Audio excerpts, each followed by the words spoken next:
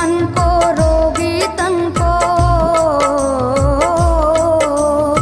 दुखिया मन को रोगी तन को मिलता है आराम आपके चरणों में। हे गुरुदेव प्रणाम आपके चरणों में, चरणों में सारे तीर्थ धाम आपके चरणों में।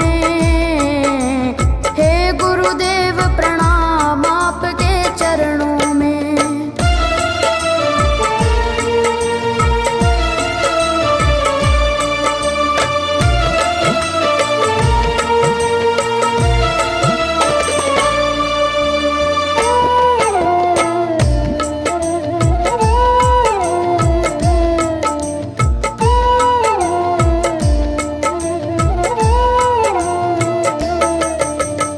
निर्बल को बलवान बना दो, मूर्ख को गुणवान प्रभु।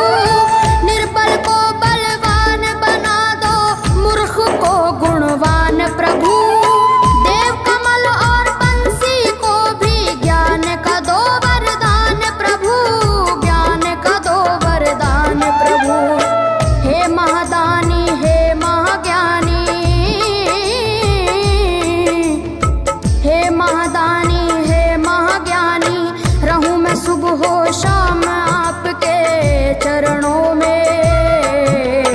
हे गुरुदेव प्रणाम आपके चरणों में, चरणों में सारे तीर्थ धाम आपके चरणों में। हे गुरुदेव प्रणाम आपके चरणों में। करता करे न कर सके, पर गुरु करे सब होए। सातों दीपानों खंड में गुरु से बड़ा न कोई, गुरु से बड़ा न कोई, प्यारे गुरु से बड़ा न कोई।